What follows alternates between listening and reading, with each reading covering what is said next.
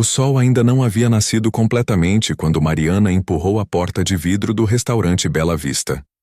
Seus tênis gastos rangeram no piso de mármore, enquanto ela atravessava o salão vazio, respirando o cheiro de café fresco que já vinha da cozinha. Eram 5:30 da manhã, e ela era sempre a primeira a chegar. Aos 26 anos, Mariana Silva carregava nas costas muito mais do que os 15 quilos de bandeja que equilibrava durante 12 horas por dia. Ela carregava a responsabilidade de manter de pé uma família que dependia exclusivamente dela. Seu pai, Joaquim, estava acamado há 3 anos depois de um acidente vascular que o deixara parcialmente paralisado. Sua mãe, Dona Célia, dividia o tempo entre cuidar do marido e tentar vender brigadeiros na vizinhança, mas a renda mal pagava os remédios. Mariana amarrou o avental branco sobre o uniforme preto, prendeu os cabelos castanhos num coque apertado e verificou seu reflexo no espelho da copa. Olheiras profundas denunciavam as noites mal dormidas. Ela trabalhava no Bela Vista das 6 da manhã às 6 da tarde. Depois pegava o ônibus até a Barra da Tijuca para limpar escritórios até meia-noite. Dormia 5 horas quando tinha sorte. O Bela Vista era um dos restaurantes mais exclusivos de São Paulo, localizado no Itaim Bibi, onde cada refeição custava mais do que Mariana ganhava em uma semana. Ela servia empresários, celebridades e pessoas cujos sobrenomes estampavam prédios e avenidas. Para eles, ela era invisível. Apenas mais uma garçonete uniformizada que trazia pratos e recolhia gorjetas modestas. Naquela manhã de terça-feira, enquanto organizava as mesas para o café da manhã, Mariana não fazia ideia de que sua vida estava prestes a mudar completamente. Não imaginava que entre os clientes habituais que cruzariam aquela porta, um homem carregava um problema que ninguém conseguira resolver, e que por razões que ela própria não compreendia ainda, ele veria nela algo que os outros nunca viram. Às 7 em ponto, os primeiros clientes começaram a chegar. Mariana sorria educadamente, anotava pedidos, servia cafés e sucos naturais com a eficiência silenciosa de quem aprendera a não chamar atenção. Sua colega Jéssica, que trabalhava no salão ao lado, sempre reclamava que Mariana era invisível demais, que precisava sorrir mais, flertar com os clientes ricos para conseguir gorjetas maiores. Mas Mariana não tinha energia para jogos. Ela tinha contas a pagar, remédios a comprar, uma casa para sustentar. Cada real contava. Cada centavo guardado era uma pequena vitória contra o desespero que ameaçava engoli-la todas as noites quando abria a carteira e via que o dinheiro nunca era suficiente. Por volta das 9 horas, um movimento incomum na entrada chamou sua atenção. O gerente do restaurante, Sr. Augusto, um homem normalmente impassível, estava quase se curvando diante de um cliente. 2 seguranças de terno preto flanqueavam um homem alto, de cabelos grisalhos perfeitamente penteados, vestindo um terno azul marinho que certamente custava mais do que Mariana ganharia em anos. Felipe Almeida Rocha. Mariana reconheceu o nome quando Augusto o pronunciou com reverência. Ela não acompanhava revistas de negócios nem programas de televisão sobre bilionários, mas até ela sabia quem era Felipe Rocha. Seu rosto estampava outdoors. Seu nome aparecia em hospitais e institutos de pesquisa. Sua fortuna era estimada em bilhões de reais. Ele era dono de construtoras, holdings de investimento, redes de hotéis, um império construído em 3 décadas. Augusto conduziu Felipe até a mesa mais reservada do restaurante, próxima às janelas que davam vista para os jardins internos. Mariana foi designada para atendê-lo. Seu coração acelerou ligeiramente, não por nervosismo romântico, mas pela tensão de servir alguém tão importante. Um erro poderia custar seu emprego. Ela se aproximou com o bloco de anotações, mantendo a postura ereta e o sorriso profissional que praticara 1000 vezes. Felipe Rocha nem levantou os olhos quando ela perguntou o que ele gostaria de pedir. Ele apenas murmurou um pedido de café expresso e voltou sua atenção para o tablet que segurava, os dedos deslizando rapidamente pela tela. Mariana trouxe o café, colocou a xícara delicadamente sobre a mesa e se afastou. Ele continuava digitando, as sobrancelhas franzidas em concentração. Ela notou a tensão em seus ombros, a forma como sua mandíbula se apertava. Não parecia um homem desfrutando de um café tranquilo. Parecia alguém carregando o peso do mundo. 15 minutos depois, quando ela retornou para perguntar se ele desejava mais alguma coisa, Felipe finalmente a olhou. Seus olhos eram de um castanho profundo, penetrantes.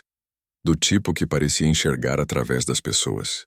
Por um breve momento, Mariana sentiu-se exposta, como se ele pudesse ler todas as suas preocupações, todas as suas noites sem dormir, todas as contas atrasadas que ela escondia no fundo da bolsa. Ele abriu a boca como se fosse dizer algo, mas então seu telefone tocou. Atendeu imediatamente, levantando-se da mesa e caminhando em direção aos jardins enquanto falava em tom baixo e urgente. Mariana aproveitou para limpar a mesa ao lado, mantendo-se ocupada. Quando Felipe retornou 20 minutos depois, algo havia mudado em sua expressão. A tensão dera lugar a uma espécie de desespero controlado. Ele se sentou pesadamente, passou as mãos pelo rosto e ficou olhando para o nada. Mariana hesitou.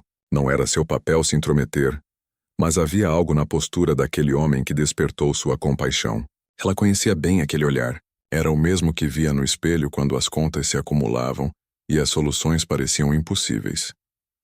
Ela se aproximou discretamente e perguntou em voz baixa se estava tudo bem, se ele precisava de algo. Felipe a olhou novamente e dessa vez seus olhos se demoraram nela por mais tempo. Ele parecia estar avaliando algo, medindo, considerando. Então ele fez algo completamente inesperado. Gesticulou para que ela se sentasse. Mariana hesitou, olhando ao redor. Augusto estava do outro lado do salão, ocupado com outros clientes. Ela sabia que sentar-se à mesa com um cliente era terminantemente proibido, mas algo na expressão de Felipe a fez obedecer.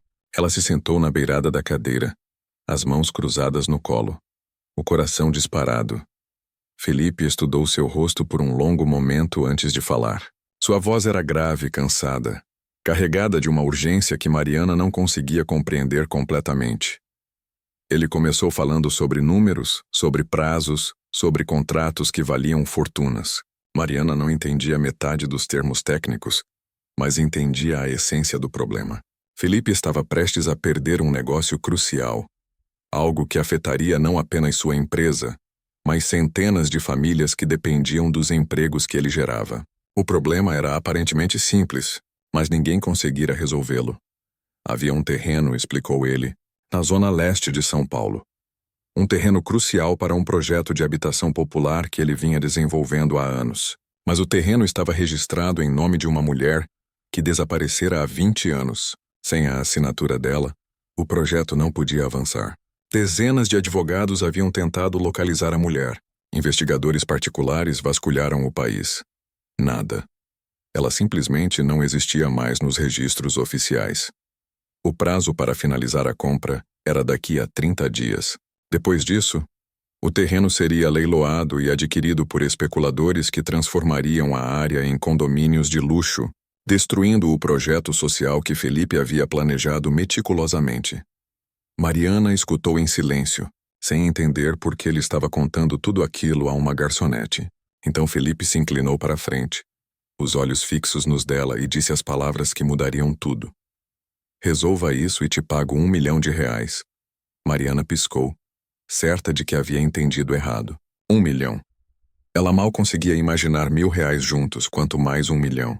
Devia ser algum tipo de piada cruel, uma brincadeira de bilionário entediado. Mas Felipe não estava sorrindo. Ele estava completamente sério. Ele empurrou um cartão de visita através da mesa. Disse que ela tinha recursos ilimitados à disposição. Poderia contratar quem quisesse, ir aonde precisasse, fazer o que fosse necessário.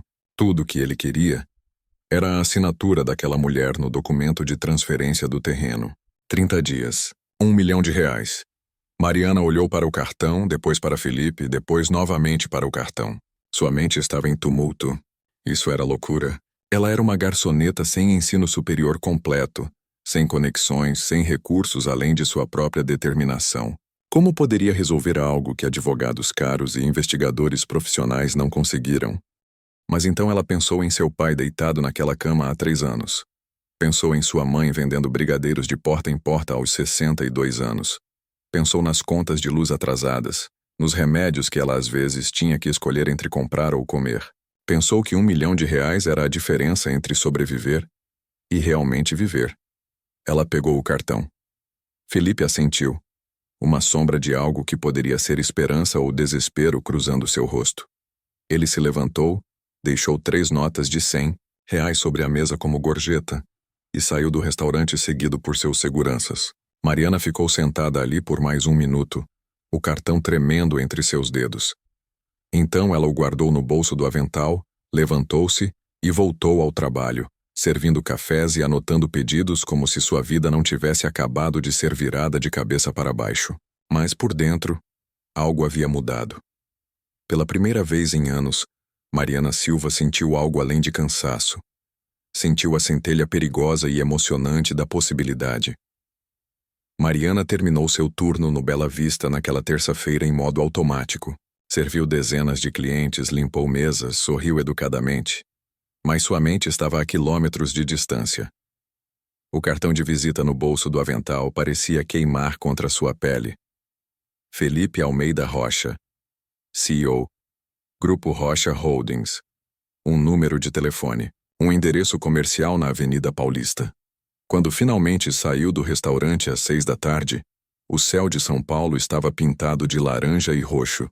Ela pegou o ônibus lotado rumo à Zona Sul, espremida entre trabalhadores cansados que voltavam para casa.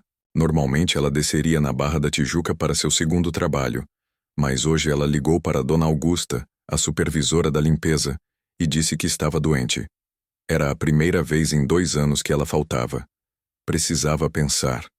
Precisava entender o que havia acontecido. Chegou em casa por volta das 7h30. A casa era pequena. Um sobrado antigo em parelheiros com infiltração nas paredes e telhas que precisavam ser trocadas há anos. Mas era deles, comprada com muito sacrifício por seu pai quando ele ainda trabalhava como motorista de ônibus. Dona Célia estava na cozinha preparando o jantar quando Mariana entrou. Sua mãe tinha 62 anos, mas parecia mais velha. Os cabelos completamente brancos, as mãos calejadas, as costas curvadas de carregar peso demais por tempo demais. Filha, você tá bem? Chegou cedo hoje, disse Célia, secando as mãos no avental e tocando a testa de Mariana como se verificasse febre. Tô bem, mãe. Só cansada. Mentira. Ela não estava nem um pouco bem. Estava confusa, assustada e estranhamente esperançosa. Jantou em silêncio com a mãe, depois subiu para ver o pai. Joaquim estava deitado na cama do segundo andar, assistindo a um programa de televisão. O lado esquerdo do corpo permanecia paralisado, mas ele conseguia falar, ainda que com dificuldade. Oi, pai, disse Mariana, sentando-se na beirada da cama e pegando sua mão boa. Oi, minha filha. Como foi o dia? Foi diferente, respondeu ela. E então, antes que pudesse se conter, contou tudo. Contou sobre Felipe Rocha, sobre o terreno, sobre a mulher desaparecida, sobre o prazo de 30 dias e sobre o R$ 1.000.000. Joaquim a ouviu em silêncio, seus olhos atentos fixos no rosto da filha. Quando ela terminou, ele apertou sua mão com a força que ainda tinha. Mari, isso parece bom demais para ser verdade. Você tem certeza de que não é golpe? Mariana havia pensado nisso o dia todo, mas Felipe Rocha era uma figura pública. Ela havia pesquisado sobre ele no celular durante a pausa do almoço. Bilionário legítimo, filantropo conhecido, sem escândalos ou acusações de fraude. Se fosse um golpe, seria o mais elaborado e sem sentido da história. Acho que é real, pai. Acho que ele tá desesperado mesmo. E você acha que consegue fazer isso? Encontrar uma pessoa que sumiu há 20 anos? Mariana balançou a cabeça lentamente. Não sei. Provavelmente não. Mas e se eu conseguir? R$ 1.000.000, pai. A gente poderia pagar todas as contas. Poderia fazer sua cirurgia de reabilitação. Poderia dar uma vida digna para a mãe. Poderia. Poderia mudar tudo, completou Joaquim suavemente. Ela assentiu, lágrimas ameaçando escapar. Seu pai puxou sua mão para mais perto e a segurou contra seu peito. Então tenta, filha. Se tem uma pessoa nesse mundo capaz de fazer o impossível, é você. Você tem mantido essa família de pé há anos. Se alguém pode resolver isso, é você. As palavras do pai foram o empurrão que Mariana precisava. Naquela noite, depois que todos dormiram, ela se sentou à pequena mesa da cozinha com o cartão de visitas de Felipe à sua frente. Eram quase 11 da noite. Tarde demais para ligar para um bilionário. Mas então seu telefone vibrou. Uma mensagem de um número desconhecido. Você vai aceitar o desafio? Ela reconheceu o tom direto. Felipe. Seus dedos tremeram sobre o teclado. Uma parte dela queria jogar o telefone longe, esquecer aquela loucura e voltar para sua vida previsível e segura de pobreza e trabalho duro. Mas outra parte, uma parte que ela nem sabia que existia, estava vibrando de adrenalina e determinação. Ela digitou: Vou tentar. Mas preciso saber tudo sobre essa mulher. A resposta veio em segundos. Amanhã, 8 da manhã. Meu escritório. O endereço está no cartão. Mariana olhou para o relógio. Teria que faltar no Bela Vista. Augusto ficaria furioso. Ela poderia perder o emprego. Mas R$1 milhão valia o risco. Ok. Estarei lá. Ela mal dormiu naquela noite. Ficou deitada na cama estreita do quarto que dividia com a mãe desde que o pai ficara doente, olhando para o teto rachado e tentando imaginar como diabos ela resolveria um mistério que profissionais não conseguiram decifrar. Às 5 da manhã, desistiu de dormir. Tomou banho, vestiu sua melhor roupa, uma calça social preta e uma blusa branca que usava em entrevistas de emprego, e saiu de casa antes do sol nascer. O escritório de Felipe ficava no 23º andar de um prédio espelhado na Avenida Paulista. Mariana nunca havia estado em um lugar assim. O lobby era todo de mármore, com fontes de água e plantas tropicais gigantes, seguranças uniformizados, recepcionistas impecáveis, executivos apressados carregando pastas de couro. Ela disse seu nome na recepção, e uma assistente loira e elegante a conduziu até um elevador privativo que subia direto para o 23º andar. As portas se abriram diretamente na sala de Felipe. O espaço era enorme, com janelas do chão ao teto oferecendo uma vista panorâmica de São Paulo. A mesa dele era de mogno escuro, e as paredes eram decoradas com obras de arte que Mariana suspeitava valerem fortunas. Felipe estava sentado atrás da mesa, ao telefone. Ele gesticulou para que ela se sentasse em uma das poltronas de couro à frente. Mariana obedeceu, as mãos suadas, o coração disparado. Quando ele terminou a ligação, levantou-se e caminhou até um arquivo de aço próximo à janela, retirou uma pasta grossa e a colocou sobre a mesa entre eles. Tudo o que temos sobre Helena Martins está aqui, disse ele sem preâmbulos. Certidão de nascimento, histórico escolar, registros de trabalho, últimos endereços conhecidos, depoimentos de conhecidos. Ela tinha 42 anos quando desapareceu em 2005. Trabalhava como secretária em uma escola municipal na Zona Leste. Vivia sozinha em um apartamento alugado em Itaquera. Sem família próxima conhecida, sem filhos, sem registro de relacionamentos sérios. Mariana abriu a pasta e começou a folhear os documentos. Havia fotos. Helena era uma mulher de aparência comum, cabelos castanhos curtos, olhos escuros, sorriso tímido. Nada nela sugeria alguém que desapareceria sem deixar rastros. O que aconteceu? Perguntou Mariana. Felipe suspirou, passando as mãos pelo rosto. Ninguém sabe. Ela simplesmente parou de aparecer no trabalho em março de 2005. O apartamento dela foi encontrado vazio, sem sinais de luta ou violência. Roupas ainda no armário, comida na geladeira, como se ela tivesse saído para comprar pão e nunca mais voltado. A polícia investigou? Superficialmente. Ela era adulta, não havia sinais de crime. Arquivaram como desaparecimento voluntário. E o terreno? Como ela era dona do terreno? Felipe puxou outro documento da pasta. Era uma escritura antiga, datada de 1983. O terreno foi deixado para ela por uma tia que morreu sem outros herdeiros. Helena nunca fez nada com a propriedade. Simplesmente manteve registrada em seu nome e continuou vivendo sua vida modesta. Mariana estudou os documentos por quase 1 hora, fazendo anotações, circulando detalhes. Felipe esperou pacientemente respondendo suas perguntas quando ela perguntava. Finalmente ela levantou os olhos.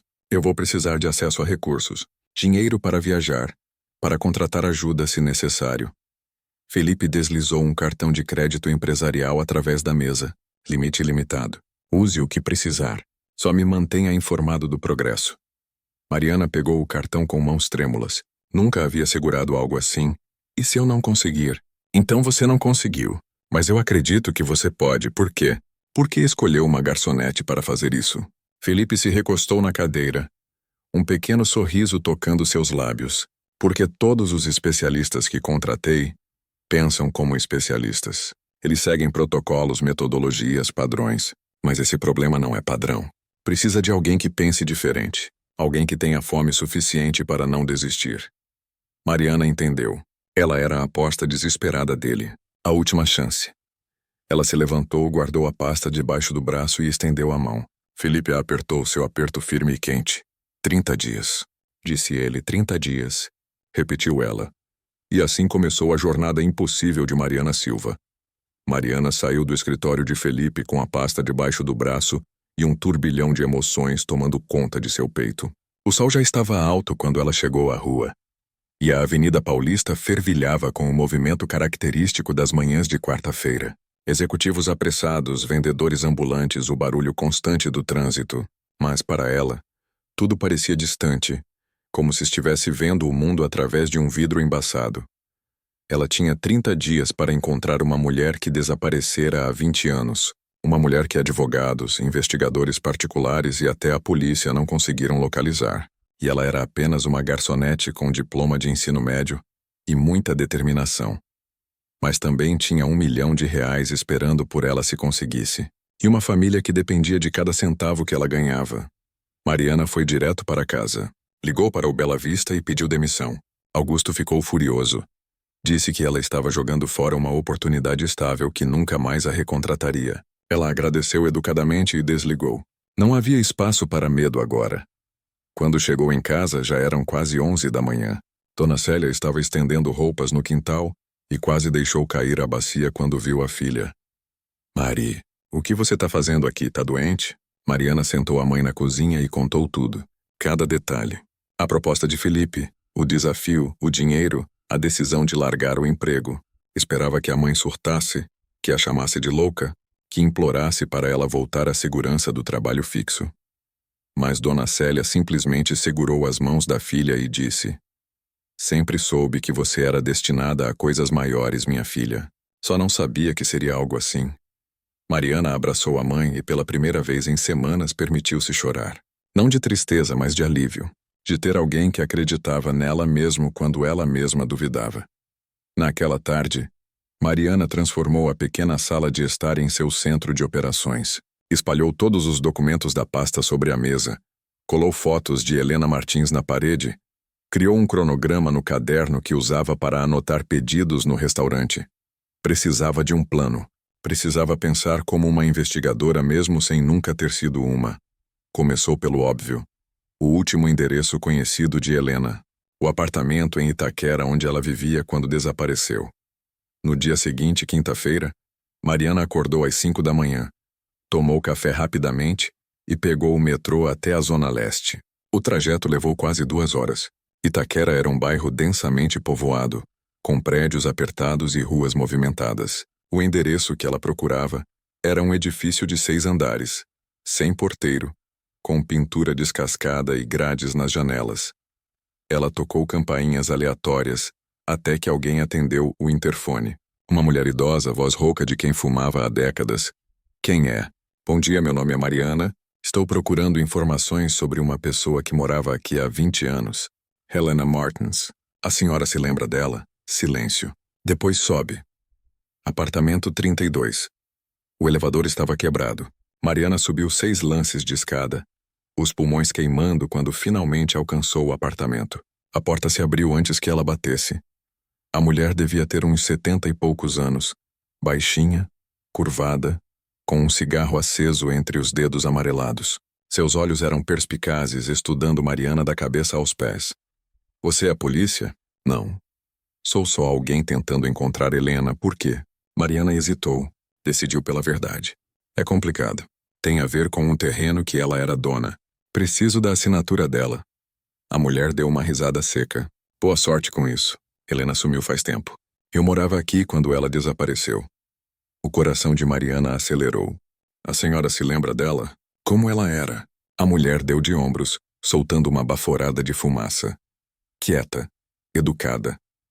Trabalhava na escola do bairro. Nunca deu trabalho. Nunca fez barulho. Era quase como se nem existisse, sabe? E quando ela desapareceu, a senhora notou alguma coisa estranha? A mulher pensou por um momento. Só lembro que ela parou de aparecer de uma hora para outra. O apartamento ficou vazio. O dono esperou uns meses, depois alugou para outra pessoa. Ninguém nunca veio buscar as coisas dela. Foi como se ela tivesse virado fumaça. Ela tinha amigos? Alguém que visitava ela? Não que eu lembre. Ela vivia sozinha. Às vezes eu via ela saindo cedo para trabalhar, voltando tarde. Só isso. Mariana sentiu a frustração crescer. Precisava de mais do que isso. Precisava de pistas concretas. A senhora lembra de alguma coisa específica? Qualquer detalhe, por menor que seja? A mulher ficou em silêncio por um longo momento, os olhos perdidos em memórias antigas. Então ela disse: tinha uma coisa estranha. Umas semanas antes dela sumir, ela começou a receber cartas. Cartas amarelas, sabe? Daquelas do correio. Ela nunca recebia nada e de repente estava recebendo carta quase todo dia. Cartas de quem? Não sei, ela nunca falava nada. Mas eu lembro que ela ficou diferente, mais tensa, olhando por cima do ombro, sabe? Como se tivesse com medo de alguma coisa. Essa foi a primeira pista real. Mariana anotou tudo meticulosamente. Mas alguém do prédio pode saber de alguma coisa? A mulher balançou a cabeça. A maioria das pessoas que moravam aqui naquela época já mudou ou morreu. Eu sou uma das últimas, Mariana agradeceu. Deixou seu número de telefone caso a mulher lembrasse de mais alguma coisa, e desceu as escadas pensando furiosamente. Cartas amarelas. Medo. Algo ou alguém a assustou antes de ela desaparecer. Próximo passo. A escola onde Helena trabalhava. A escola municipal. Professora Alice Rodrigues ficava a 15 minutos de caminhada do apartamento. Era um prédio térreo, pintado de branco e amarelo, com um pátio pequeno onde crianças brincavam durante o recreio. Mariana entrou pela portaria e pediu para falar com alguém da administração. Foi levada até a sala da diretora, uma mulher de meia idade chamada Sandra, que a recebeu com curiosidade. Mariana explicou que estava procurando informações sobre Helena Martins, uma secretária que trabalhara ali há 20 anos. Sandra franziu a testa. 20 anos é muito tempo. Eu só assumi a direção há 5 anos, mas podemos verificar os arquivos. Elas foram até uma sala empoeirada cheia de estantes com pastas antigas. Levou quase 1 hora, mas finalmente encontraram a ficha funcional de Helena. Data de admissão: 1998. Data de término: março de 2005. Motivo: abandono de emprego. Tem algum registro de por que ela abandonou o emprego? Perguntou Mariana. Sandra folheou o arquivo. Não. Ela simplesmente parou de aparecer. Tentaram contato, mas ela nunca respondeu. Depois de 30 dias, arquivaram como abandono. Alguém que trabalhou com ela ainda está aqui? Sandra pensou por um momento. Tem a dona Irene. Ela trabalha na cantina desde os anos 90. Espera aqui. Alguns minutos depois, uma senhora negra de cabelos completamente brancos entrou na sala. Devia ter uns 65 anos, mas seus olhos eram vivos e inteligentes. Sandra explicou a situação, e Dona Irene assentiu lentamente. Lembro da Helena, sim. Menina quieta, muito dedicada ao trabalho, era responsável pelos arquivos e pela correspondência da escola. A senhora se lembra de alguma coisa estranha antes dela desaparecer? Dona Irene se sentou, os olhos distantes. Lembro que ela ficou muito nervosa nas últimas semanas, sempre olhando pela janela como se estivesse esperando alguém. Um dia eu perguntei se estava tudo bem, e ela disse que era só cansaço, mas eu sabia que tinha algo errado. Ela mencionou alguma coisa? Família, problemas, planos de viajar? Não. Helena não falava muito da vida pessoal, mas Dona Irene hesitou. Teve uma coisa. Na última semana que ela trabalhou aqui, um homem veio procurar por ela. Mariana se inclinou para a frente. Que homem? Não sei. Nunca tinha visto ele antes. Alto, mais velho, bem vestido. Ele perguntou por ela na portaria. Mas Helena ficou apavorada quando soube. Disse que não queria falar com ele. O porteiro mandou o homem embora. Ele voltou? Não que eu saiba. Mas depois disso, Helena faltou 2 dias. Quando voltou, parecia doente, pálida, com olheiras. E então, na semana seguinte, ela simplesmente não apareceu mais. A senhora se lembra de mais alguma coisa sobre esse homem? Dona Irene balançou a cabeça. Só que ele parecia importante.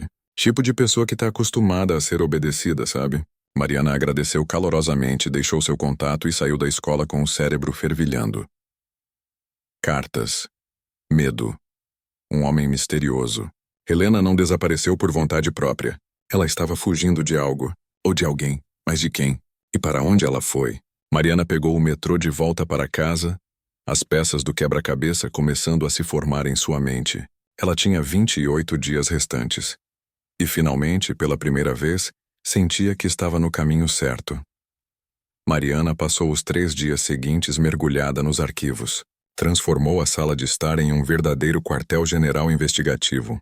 Mapas da cidade colados na parede. Fotos de Helena em diferentes ângulos. Cronogramas detalhados dos últimos meses antes do desaparecimento. Dona Célia trazia café e sanduíches em intervalos regulares, preocupada, mas orgulhosa ao ver a determinação da filha. A pista das cartas amarelas não saía da cabeça de Mariana. Cartas oficiais do correio chegando com frequência incomum. Isso não era normal para alguém como Helena, que vivia uma vida simples e isolada. Na sexta-feira pela manhã, Mariana decidiu seguir essa pista. Pegou o metrô até o centro de São Paulo e foi direto aos correios da região onde Helena morava. Era uma agência antiga, com balcões de madeira desgastada e funcionários que pareciam fazer parte da mobília.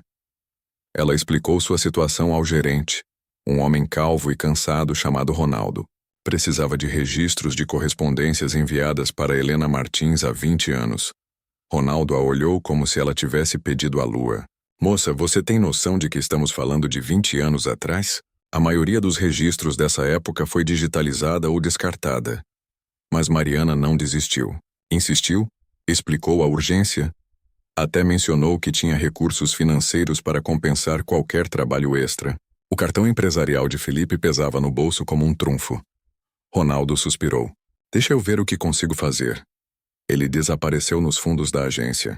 Mariana esperou por quase 2 horas, sentada em um banco duro, observando pessoas enviando encomendas e pagando contas. Finalmente Ronaldo voltou com uma caixa empoeirada. Achei alguns registros antigos que não foram digitalizados. Sorte sua que essa agência quase foi fechada em 2010. E muita coisa ficou arquivada sem processar. Mariana abriu a caixa com mãos trêmulas. Dentro havia centenas de fichas de controle de correspondências registradas. Ela começou a procurar, os dedos ficando pretos de poeira, os olhos ardendo com o esforço. E então, depois de quase 1 hora de busca, ela encontrou 3 cartas registradas enviadas para Helena Martins em fevereiro de 2005, todas do mesmo remetente, um escritório de advocacia chamado Andrade em Associados, localizado no bairro dos Jardins. O coração de Mariana disparou. Essa era a ligação. Alguém desse escritório estava contatando Helena repetidamente nas semanas antes de seu desaparecimento. Ela fotografou os registros, agradeceu efusivamente a Ronaldo e saiu correndo da agência. O escritório Andrade em Associados ficava em um prédio elegante na região dos Jardins. Mariana chegou lá no início da tarde, sentindo-se completamente fora de lugar em seu jeans e camiseta simples entre executivos de terno.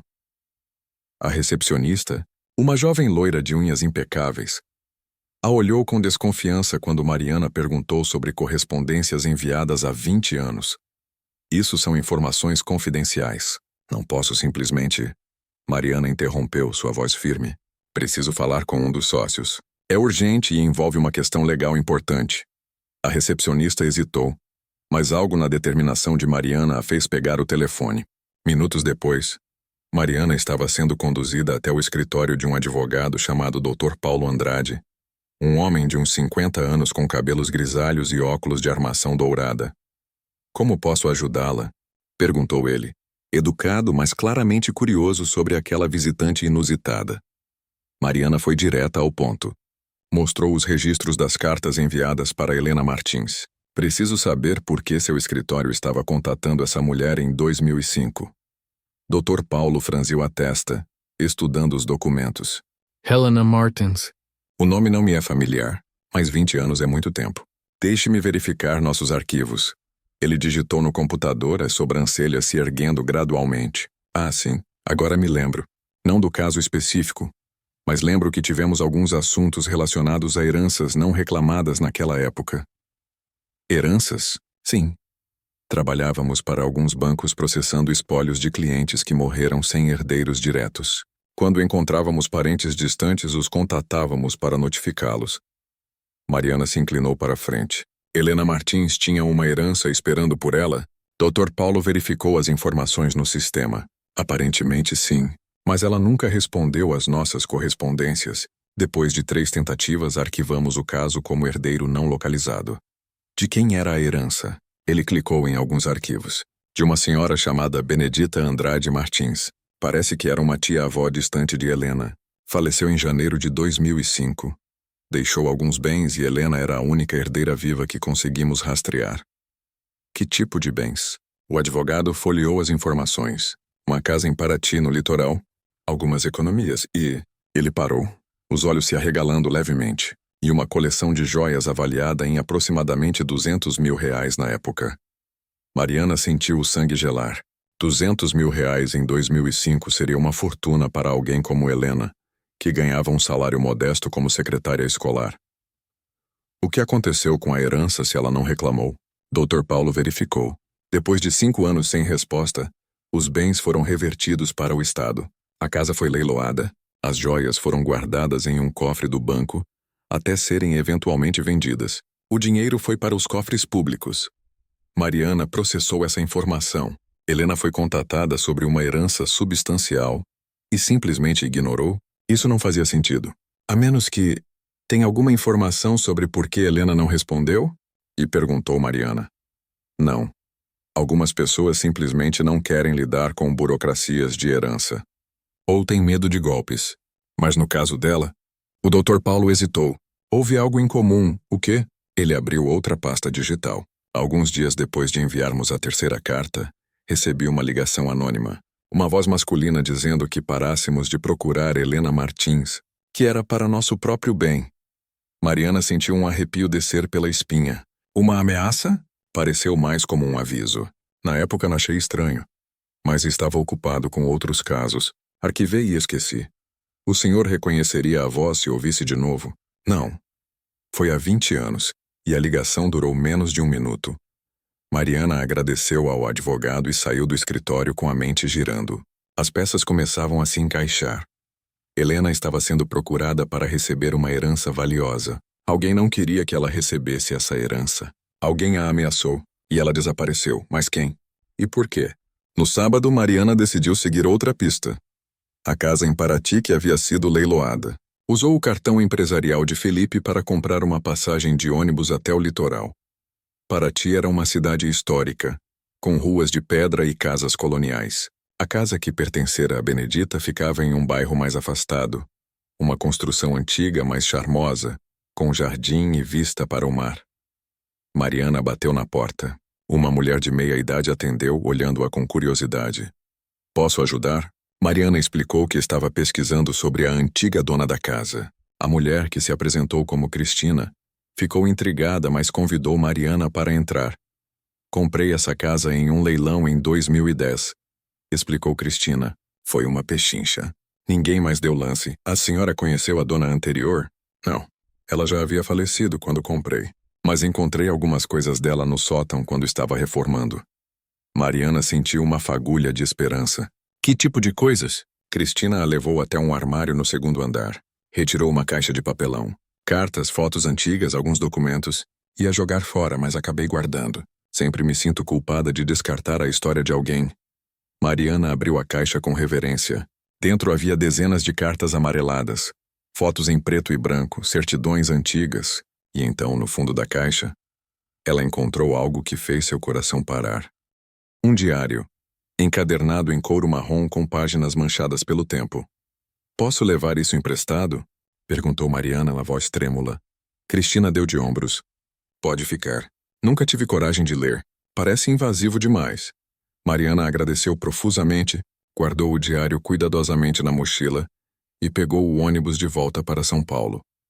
Naquela noite, sentada à mesa da cozinha com Dona Célia dormindo no andar de cima, e a cidade silenciosa lá fora, Mariana abriu o diário de Benedita Andrade Martins. As páginas estavam cheias de uma caligrafia elegante e antiga. As primeiras entradas datavam dos anos 60. Benedita escrevia sobre sua vida, seus amores, suas tristezas.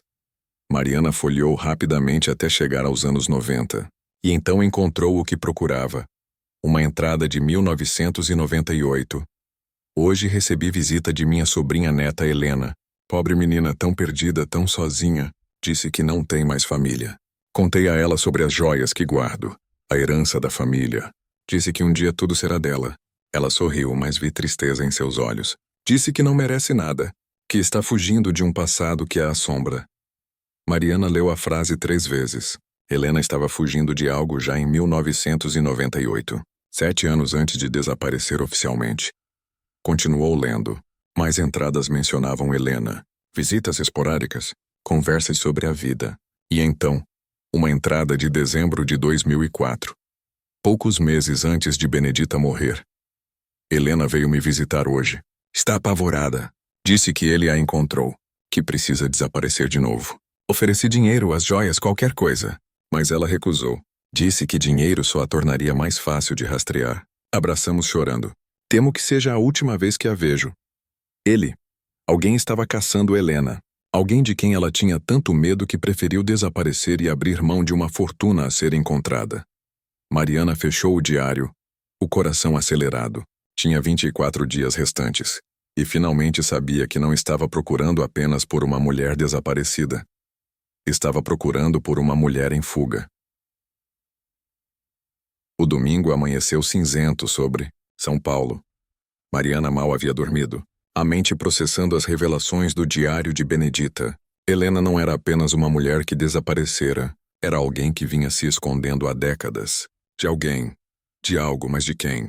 Mariana precisava de mais informações. Precisava entender quem era Helena, antes de 1998, antes de se tornar uma secretária invisível em Itaquera. Ela voltou aos documentos da pasta que Felipe havia lhe dado. A certidão de nascimento de Helena mostrava que ela nascera em Presidente Prudente, interior de São Paulo, em 1963. Filha de Maria Aparecida Martins e pai desconhecido. Mariana pegou o telefone e ligou para Felipe. Ele atendeu no segundo toque, mesmo sendo domingo. Encontrei algo importante, disse Mariana, indo direto ao ponto. Helena estava fugindo de alguém. Tem a ver com o passado dela antes de chegar em São Paulo. Ela contou sobre o diário, sobre as cartas do escritório de advocacia, sobre a herança não reclamada. Felipe ouviu em silêncio, fazendo perguntas pontuais. Preciso ir para Presidente Prudente, concluiu Mariana. Preciso descobrir quem ela era antes. Vá. Use o que precisar. Vou mandar meu motorista te buscar e te levar ao aeroporto. Há um voo particular disponível. Mariana piscou surpresa. Voo particular? Isso é necessário, interrompeu Felipe. Você tem 24 dias. Não podemos perder tempo com voos comerciais e conexões. Esteja pronta em 1 hora. 60 minutos depois, Mariana estava em um carro preto com um motorista uniformizado, atravessando São Paulo em direção ao aeroporto de Congonhas. Ela nunca havia estado em um avião particular. O jatinho era pequeno, mas luxuoso, com poltronas de couro e uma comissária de bordo que ofereceu champanhe. Mariana pediu apenas água. Precisava manter a cabeça clara. O voo durou pouco mais de 1 hora. Quando pousaram em Presidente Prudente, já havia um carro alugado esperando por ela. Felipe realmente não brincava quando dizia que ela tinha recursos ilimitados. Presidente Prudente era uma cidade de porte médio no extremo oeste paulista, menos caótica que São Paulo, mas ainda movimentada o suficiente para oferecer anonimato. Mariana foi direto ao cartório de registro civil. Precisava de informações sobre Maria Aparecida Martins, mãe de Helena. A atendente do cartório, uma senhora simpática chamada Valdirene, verificou os registros. Maria Aparecida Martins faleceu em 1978, informou Valdirene. Helena tinha apenas 15 anos na época. Causa da morte? Valdirene verificou. Não especificada na certidão. Só diz falecimento natural. Helena tinha outros parentes? Irmãos tios? Não há registros de irmãos. Quanto a outros parentes? Deixa eu verificar. Valdirene digitou no computador antigo. Tem uma anotação aqui. Helena foi colocada sob tutela do Estado após a morte da mãe. Passou 2 anos em um abrigo municipal até completar 18 anos. Mariana anotou tudo. Qual abrigo? Lar Santa Rita. Mas acho que fechou nos anos 90. Mariana agradeceu e foi procurar o endereço do antigo abrigo. Descobriu que o prédio agora abrigava uma ONG que trabalhava com crianças carentes. A diretora, uma mulher enérgica chamada Joana, recebeu Mariana com curiosidade. Estamos tentando digitalizar registros antigos, explicou Joana. Mas é um processo lento. Você disse que procura informações de 1978? Sim, Helena Martins. Ela ficou aqui dos 15 aos 18 anos. Joana levou Mariana até um arquivo empoeirado no porão. Juntas, procuraram entre pilhas de pastas antigas até encontrar a ficha de Helena. A foto anexada mostrava uma adolescente magra demais, com olhos assustados e cabelos desgrenhados. A ficha médica indicava sinais de desnutrição quando chegou. Havia também anotações de assistentes sociais. Criança retraída, dificuldade de socialização, pesadelos frequentes. Mas foi a última anotação que fez Mariana parar de respirar. Helena foi retirada do abrigo em março de 1980 por familiar paterno que reivindicou tutela. Documentação regularizada pelo advogado Dr. Estevão Cardoso. Mariana apontou para a anotação. Familiar paterno? Mas o pai dela era desconhecido. Joana franziu a testa. Às vezes isso acontecia. Um parente aparecia depois. Regularizava a situação. Era comum naquela época. Tem o nome desse parente? Joana folheou mais páginas. Aqui, Antônio Vasconcelos. Assinou como tio paterno. Mariana fotografou todos os documentos. Esse era o elo que faltava. Helena tinha um tio. Um homem que a tirou do abrigo quando ela tinha 17 anos. E depois, 18 anos mais tarde, ela estava fugindo de alguém. Dele? Mariana agradeceu a Joana e saiu correndo. Precisava descobrir quem era Antônio Vasconcelos. De volta ao hotel onde Felipe havia reservado um quarto para ela, Mariana abriu o laptop que havia trazido e começou a pesquisar. Antônio Vasconcelos era um nome comum, mas ela tinha o contexto. Presidente Prudente, anos 70 e 80, alguma conexão com uma família que teve uma filha ilegítima. Levou horas de busca, mas finalmente ela encontrou algo. Uma matéria de jornal local de 1992. Empresário local morre em acidente de carro. A foto mostrava um homem de meia idade, rosto severo, bigode escuro. Antônio Vasconcelos, 54 anos, proprietário de uma rede de supermercados na região. Mariana continuou pesquisando. Encontrou mais matérias. Antônio era casado, tinha 2 filhos legítimos. Era conhecido por ser rigoroso, conservador, religioso. E aparentemente havia tido um caso com uma funcionária que resultou no nascimento de Helena. Mas havia algo mais. Quanto mais Mariana lia, mais sentia que havia segredos enterrados naquela família. Ela ligou para Felipe novamente. Era quase meia-noite, mas ele atendeu imediatamente. Preciso de ajuda, disse Mariana. Preciso de um investigador particular de verdade. Alguém que possa acessar registros policiais antigos, conversar com pessoas, fazer o trabalho pesado. Felipe não hesitou. Vou enviar Marcos. Ele é o melhor. Estará aí amanhã de manhã. Mariana agradeceu e tentou dormir, mas o sono não vinha. Sua mente girava com possibilidades, teorias, conexões. Na segunda-feira pela manhã, Marcos chegou. Era um homem de uns 40 anos, alto, calmo, com o tipo de presença que inspirava confiança. Ex-policial, explicou Felipe por telefone, com 30 anos de experiência em casos complexos. Mariana mostrou tudo o que havia descoberto. Marcos ouviu atentamente, fazendo anotações. Você fez um trabalho impressionante, disse ele sinceramente. Mas agora precisamos de acesso a informações que uma civil não consegue. Deixa comigo. Enquanto Marcos trabalhava seus contatos, Mariana decidiu seguir outro caminho. Encontrou o endereço da viúva de Antônio Vasconcelos. Ainda vivia em Presidente Prudente, em uma casa grande no centro da cidade. Mariana tocou a campainha, o coração acelerado. Uma empregada a atendeu, mas antes que Mariana pudesse se explicar, uma voz feminina veio de dentro da casa. Deixe ela entrar, Rosa. A mulher que apareceu na porta devia ter uns 75 anos. Cabelos brancos perfeitamente penteados. Roupas elegantes, mas discretas. Olhos azuis que pareciam capazes de perfurar almas. Eu sabia que um dia alguém viria perguntar sobre Helena, disse ela, sem preâmbulos. Entre Mariana entrou atônita. A casa era decorada com móveis antigos, porcelanas finas, fotos de família nas paredes. Dona Lúcia, como a mulher se apresentou, serviu café e sentou-se na poltrona de frente para Mariana. Você é a viúva de Antônio Vasconcelos?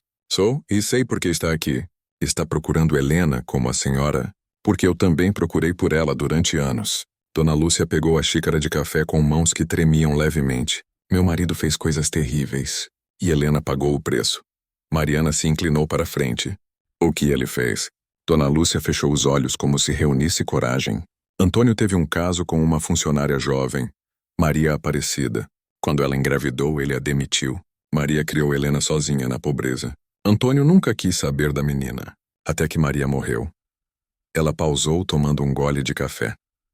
Quando Helena foi para o abrigo, a família de Antônio o pressionou a assumir alguma responsabilidade. Não por bondade, mas porque a situação toda era um escândalo potencial. Então ele a tirou do abrigo, mas não para cuidar dela. Para quê? Dona Lúcia abriu os olhos e Mariana viu lágrimas ali. Para usá-la. Ele a colocou para trabalhar na casa como empregada doméstica. Sem salário, sem direitos. Ela tinha 17 anos. Antônio dizia que era o mínimo que ela devia fazer em troca de ter um teto e comida. Meu Deus, sussurrou Mariana. Piorou. Meu filho mais velho, Roberto, tinha 20 anos na época. Dona Lúcia respirou fundo. Ele desenvolveu uma obsessão doentia por Helena. Seguia ela pela casa, a ameaçava, fazia propostas repugnantes. Antônio não fazia nada. Dizia que Helena devia ser grata por estar ali. E Helena? Helena aguentou 2 anos, até seus 19 anos. Então, uma noite, ela simplesmente fugiu. Levou apenas a roupa do corpo e desapareceu. Dona Lúcia limpou as lágrimas com um lenço bordado. Eu sabia o que estava acontecendo, mas era covarde demais para intervir. Meu casamento, minha posição social, meus filhos. Usei tudo como desculpa. Fui tão culpada quanto eles. E Roberto? O que ele fez quando Helena fugiu? Dona Lúcia olhou diretamente nos olhos de Mariana. Roberto nunca superou. Ele não via Helena como pessoa. Via como propriedade. Quando ela fugiu, ele ficou obcecado em encontrá-la. Gastou fortunas contratando investigadores. Durante anos. Foi ele quem ligou para o escritório de advocacia em 2005. Percebeu Mariana em voz alta, avisando que parassem de procurar Helena. Sim. Roberto descobriu sobre a herança e teve medo de que Helena ressurgisse para reclamá-la. Ele queria que ela permanecesse invisível, perdida, porque enquanto ela estivesse desaparecida, ele podia continuar procurando. Era doente essa obsessão dele. Onde Roberto está agora? Dona Lúcia hesitou. Meu filho teve problemas. Bebida, dívidas de jogo, comportamento errático. Em 2008, 3 anos depois de Helena desaparecer oficialmente, ele sofreu um acidente. Está em uma clínica de reabilitação desde então. Incapacitado mentalmente. Mariana sentiu um misto de alívio e tristeza. Então ele não é mais uma ameaça. Não. Mas Helena não sabe disso. Exato.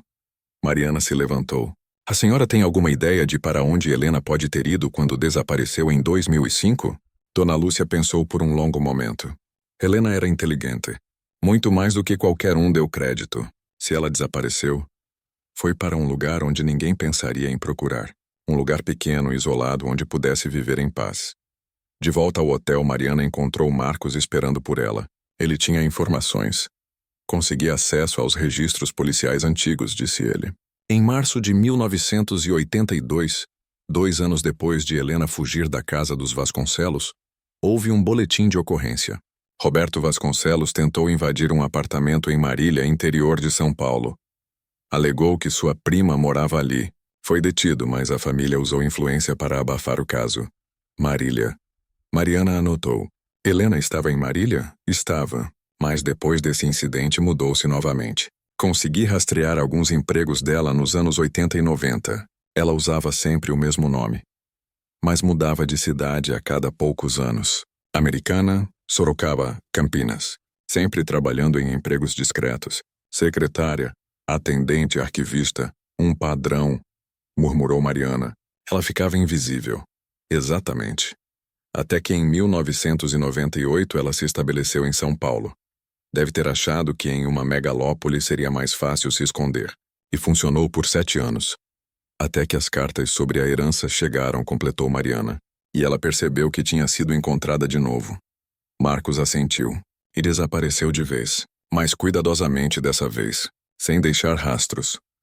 Mariana olhou para o mapa do Brasil que havia colado na parede do quarto do hotel. Helena tinha 20 anos de vantagem. Poderia estar em qualquer lugar do país, ou fora dele. Mas então Mariana lembrou das palavras de Dona Lúcia. Um lugar pequeno, isolado, onde pudesse viver em paz. Ela olhou para os documentos espalhados sobre a cama. A certidão de nascimento de Helena, o diário de Benedita, as fotos antigas.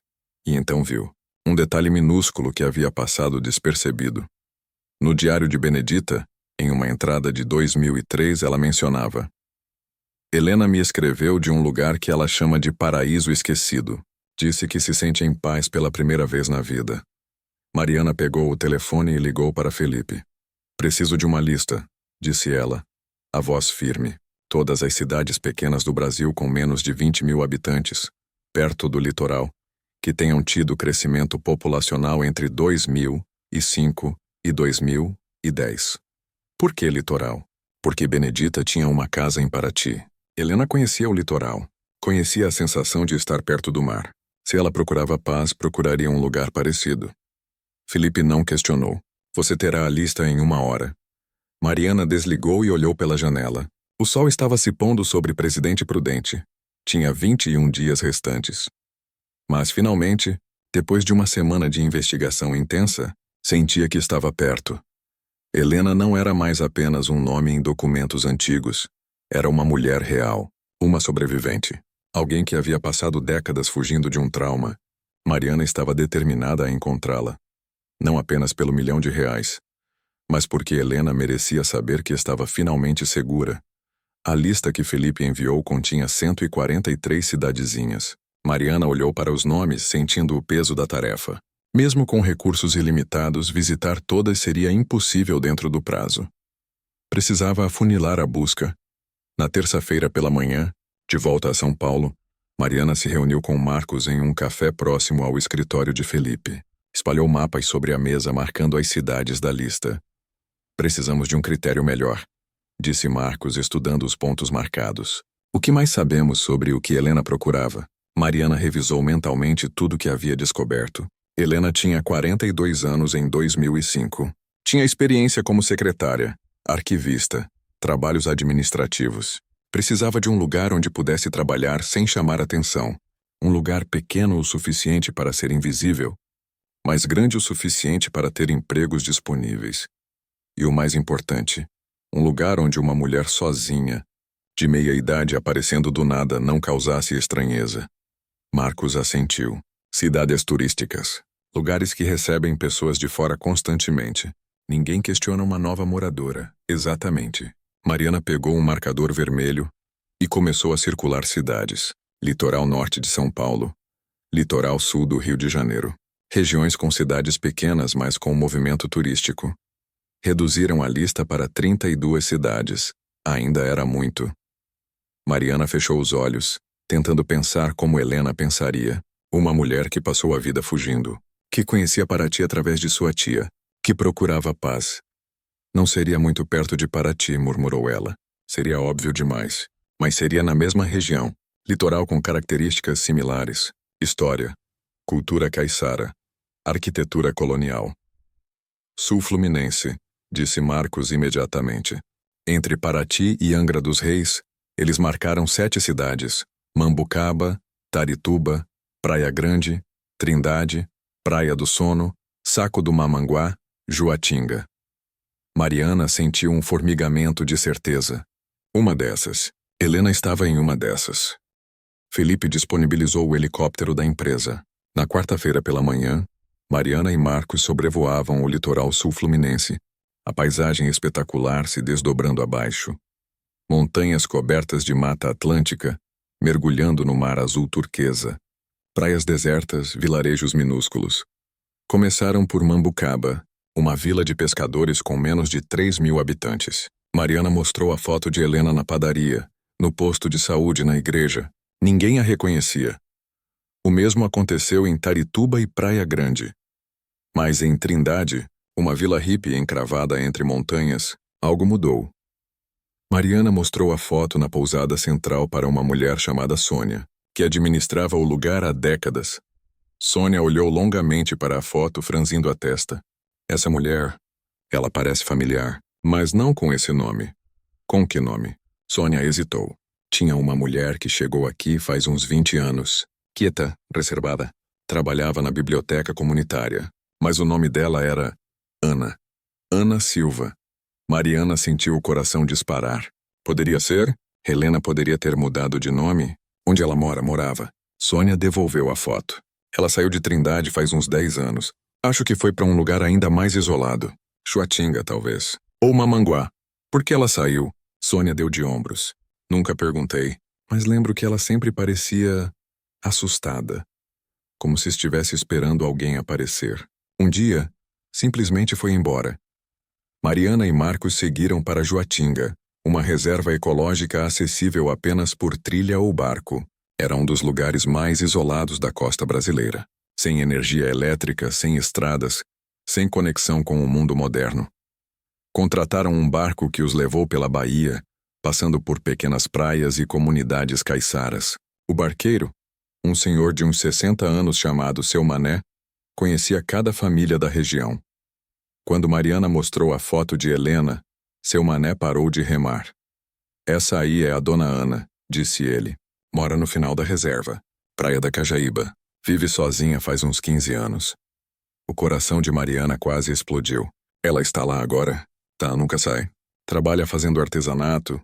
Vende para turistas quando aparecem. Vida bem simples.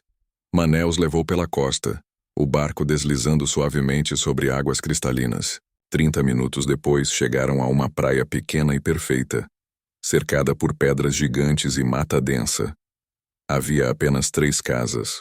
Uma delas, a mais afastada, era construída de madeira, com telhado de sapé e uma varanda de frente para o mar. E ali, sentada em uma cadeira de balanço, estava uma mulher. Mariana reconheceu o perfil mesmo de longe. 20 anos mais velha, cabelos agora completamente brancos, rosto marcado pelo tempo e pelo sol. Mas era ela, Helena Martins, ou Ana Silva, como escolhera se chamar. O barco encostou na areia. Mariana desceu, as pernas tremendo. Helena levantou-se da cadeira, a mão indo instintivamente para o peito, os olhos arregalados. Ela sabia que finalmente haviam a encontrado. Mariana caminhou lentamente pela praia, Marcos permanecendo próximo ao barco para não assustá-la ainda mais. Helena, chamou Mariana suavemente quando estava a poucos metros. Ou prefere que eu chame de Ana? A mulher recuou um passo, o rosto pálido. Quem você é? Quem te mandou? Ninguém que vai te machucar. Meu nome é Mariana.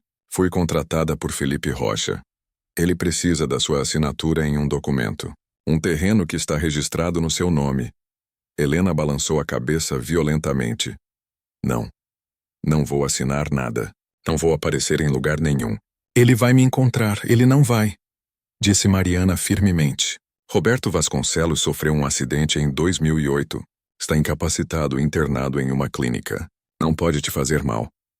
Helena parou, os olhos se enchendo de lágrimas. O que é verdade? Eu estive em Presidente Prudente. Conversei com Dona Lúcia, a mãe dele. Ela me contou tudo. O que fizeram com você? O que você teve que suportar? Mariana deu mais um passo. Roberto não pode mais te machucar. Você está segura? Helena desabou ali mesmo na areia, soluçando.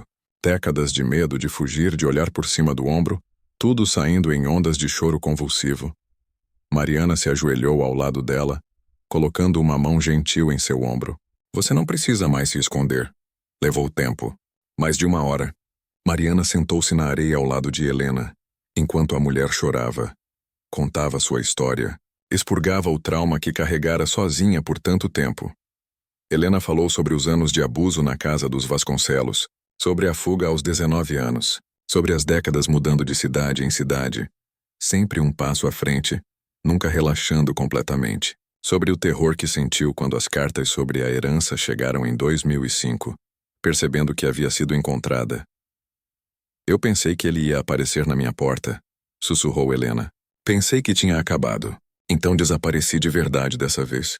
Vim pra cá, onde ninguém me conhecia, onde não existia para nenhum sistema, nenhum registro. E viveu em paz, disse Mariana suavemente. Helena assentiu, limpando as lágrimas.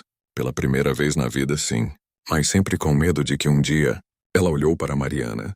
De que um dia alguém como você aparecesse. Eu não sou uma ameaça.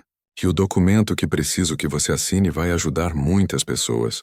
Felipe Rocha quer construir casas populares no terreno que está no seu nome. Vai dar moradia a centenas de famílias. Helena olhou para o mar, processando. Depois de um longo silêncio, perguntou. E se eu assinar, vão me deixar em paz? Posso continuar aqui? Sim. Mariana abriu a mochila e retirou os documentos que havia trazido. Você pode assinar como Ana Silva. Ninguém precisa saber seu nome verdadeiro. Ninguém vai te procurar. Você pode continuar sua vida exatamente como está. Helena pegou os papéis com mãos trêmulas. Leu cada palavra cuidadosamente. Mariana esperou pacientemente. Finalmente, Helena pegou a caneta que Mariana ofereceu e assinou. Ana Silva. A assinatura era firme, decidida. Mariana testemunhou a assinatura, depois guardou os documentos com cuidado. Tem mais uma coisa, disse ela. Helena a olhou questionadora. A herança da sua tia Benedita. Você nunca reclamou. Ela foi revertida para o Estado, mas... Mariana hesitou. Felipe quis compensar você, por ter sido encontrada pela intrusão na sua paz. Ela entregou um envelope. Helena abriu e empalideceu ao ver o cheque. 100.000 reais, eu não posso aceitar isso, sussurrou Helena. Pode sim. É seu por direito. Use como quiser. Continue vivendo aqui ou mude se quiser. É sua escolha.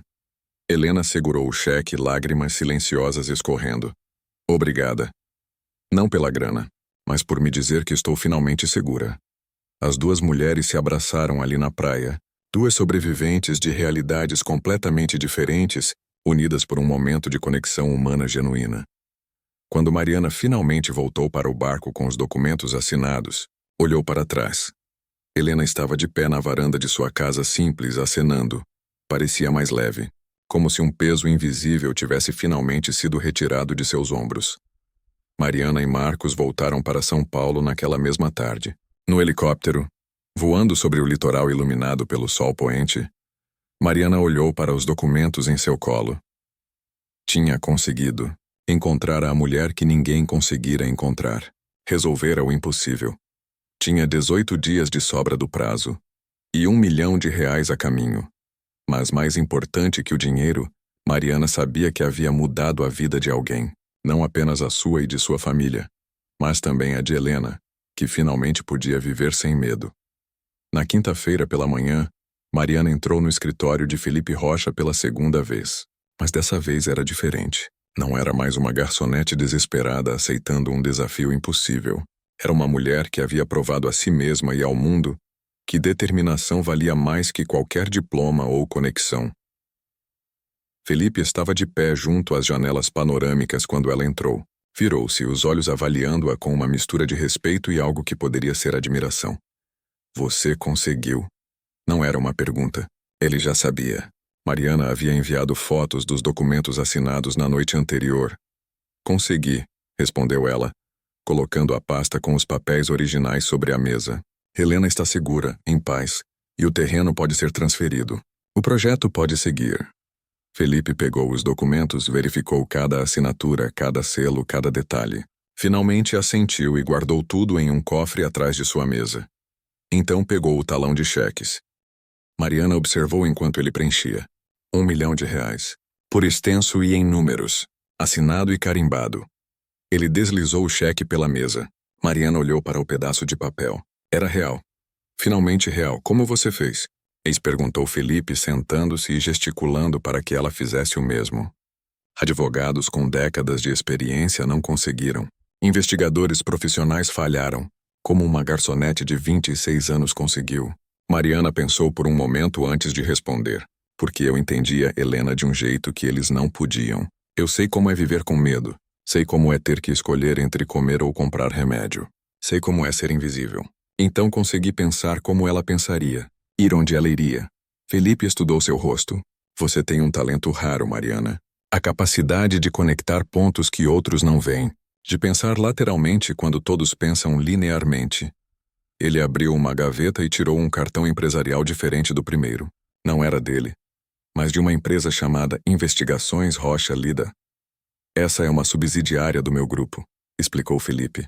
Trabalhamos com resolução de casos complexos. Due diligence, pessoas desaparecidas, fraudes corporativas. Preciso de alguém com sua perspectiva e habilidades na equipe.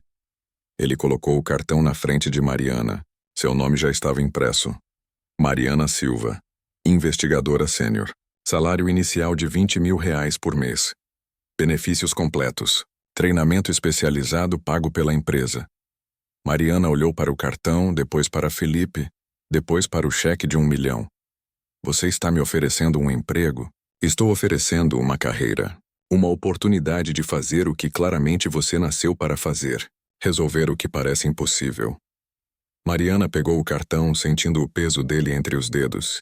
Um mês atrás, ela era uma garçonete invisível servindo cafés. Agora tinha R$1 milhão e uma oferta de trabalho que mudaria sua vida para sempre. Eu aceito, disse ela sem hesitar. Felipe sorriu, um sorriso genuíno dessa vez. Bem-vinda à equipe. Você começa na próxima segunda-feira. Mariana saiu do escritório segurando o cheque e o cartão empresarial. Na rua, parou por um momento, deixando o sol de São Paulo aquecer seu rosto. 20 dias atrás, ela estava exausta, sem esperança, presa em um ciclo interminável de pobreza. Agora, tudo havia mudado. Foi direto para casa. Dona Célia estava no quintal, Joaquim na cama assistindo televisão. Quando Mariana entrou, ambos olharam para ela expectantes. Ela não disse nada. Apenas colocou o cheque na mesa da cozinha. Dona Célia pegou o papel, leu, releu e desabou em uma cadeira, levando as mãos ao rosto. Joaquim, ouvindo o silêncio pesado, chamou do andar de cima. Mariana subiu e mostrou o cheque para ele também. Seu pai, o homem forte que havia sustentado a família por décadas antes do acidente, chorou como uma criança. Segurou a mão de Mariana e repetiu uma e outra vez. Eu sempre soube que você era especial. Nos dias seguintes, Mariana organizou tudo, depositou o cheque, pagou todas as dívidas atrasadas da família, agendou a cirurgia de reabilitação do pai em um hospital particular de primeira linha, inscreveu a mãe em um curso de confeitaria que ela sempre quis fazer, reformou a casa, consertou o telhado, pintou as paredes, trocou os móveis velhos e separou uma quantia para ela mesma. Não para luxos, mas para a educação. Matriculou-se em um curso de investigação criminal na universidade. Comprou livros, equipamentos, tudo o que precisaria para ser a melhor em sua nova profissão. No sábado, 2 dias antes de começar seu novo emprego, Mariana voltou ao Bela Vista. Não como funcionária, mas como cliente. Augusto quase caiu da cadeira quando a viu entrar bem vestida, confiante e diferente. Jéssica, sua antiga colega, correu para abraçá-la. Mariana se sentou à mesma mesa onde Felipe fizera sua proposta 3 semanas antes. Pediu o café mais caro do cardápio e uma torta que custava mais do que ela ganhava em um dia inteiro de trabalho. Quando a nova garçonete, uma menina jovem com olheiras e mãos calejadas, trouxe o pedido, Mariana deixou uma gorjeta de R$500. A menina olhou para o dinheiro, depois para Mariana, os olhos arregalados. Isso é para mim mesmo? É sim, disse Mariana suavemente. E deixa eu te dar um conselho. Quando uma oportunidade aparecer, mesmo que pareça impossível, aceite. Você nunca sabe onde pode te levar. A menina agradeceu com lágrimas nos olhos e saiu apressada. Mariana viu um pouco de si mesma naquela pressa, naquela gratidão desesperada por uma pequena gentileza em meio ao caos. No domingo, Mariana fez uma última viagem. Pegou um ônibus até o litoral, depois um barco até Juatinga. Helena estava na varanda quando Mariana chegou. Ela sorriu, um sorriso genuíno que transformava seu rosto. Não esperava te ver de novo, disse Helena. Só queria ter certeza de que está bem. E agradecer. Agradecer por quê? Por me ensinar que força de verdade não é nunca cair. É continuar levantando, não importa quantas vezes te derrubem. As duas conversaram por horas. Helena contou sobre seus planos. Ia usar o dinheiro para regularizar sua situação. Assumir oficialmente o nome Ana Silva. Criar raízes de verdade pela primeira vez na vida. Talvez até abrir uma pequena loja de artesanato. E você? Perguntou Helena. O que vem agora? Mariana olhou para o mar, depois de volta para a mulher que, de certa forma, a inspirara mais do que ela mesma percebera. Agora eu ajudo outras pessoas. Resolvo outros impossíveis. Faço diferença. Na segunda-feira pela manhã, Mariana Silva entrou no escritório da Investigações Rocha Liteda pela primeira vez como funcionária. Tinha uma mesa própria, um computador, acesso a bancos de dados profissionais. E mais importante, tinha propósito. Felipe a recebeu pessoalmente, apresentou-a à equipe. Todos olharam com curiosidade para a garçonete que resolvera o caso que eles não conseguiram. Alguns com ceticismo, outros com respeito. Mariana não se importava. Sabia que teria que provar seu valor repetidamente, mas estava pronta. Seu primeiro caso oficial chegou na terça-feira. Uma empresa precisava localizar um sócio que desaparecera com documentos importantes. Prazo: 15 dias. Mariana sorriu ao ler o dossiê. Outro impossível. Perfeito. Enquanto trabalhava, seu telefone vibrou. Uma mensagem de Felipe. Confio em você. Faça o impossível de novo. Mariana digitou a resposta. Sempre. E ela fez. 10 dias depois, localizou o sócio desaparecido. Recuperou os documentos. Salvou a empresa de um prejuízo milionário. Mais casos vieram. Mais impossíveis resolvidos. Mariana rapidamente se tornou a investigadora mais requisitada da firma. Empresas de todo o país pediam especificamente por ela. 6 meses depois, Felipe a promoveu a chefe de equipe. 1 ano depois, a diretora de operações. A garçonete invisível que servia cafés no Bela Vista tornara-se uma das investigadoras mais respeitadas de São Paulo. Mas Mariana nunca esqueceu de onde veio. Todo mês, reservava um dia para dar palestras em escolas públicas de bairros pobres. Contava sua história. Inspirava outras meninas e meninos que achavam que não tinham chances. Dizia a eles o que Felipe dissera a ela naquele primeiro dia. Você tem fome suficiente para não desistir. E às vezes isso é tudo que você precisa. Joaquim fez a cirurgia e depois de meses de fisioterapia intensiva, voltou a caminhar. Não perfeitamente, mas o suficiente para ter independência. Dona Célia abriu sua própria confeitaria, pequena, mas próspera e cheia de amor. E Helena, ou Ana Silva, como preferia ser chamada, enviava cartas ocasionais. Contava sobre sua loja, sobre os amigos que fizera, sobre a paz que finalmente encontrara. 3 anos depois daquele dia no Bela Vista, Mariana estava em seu apartamento próprio.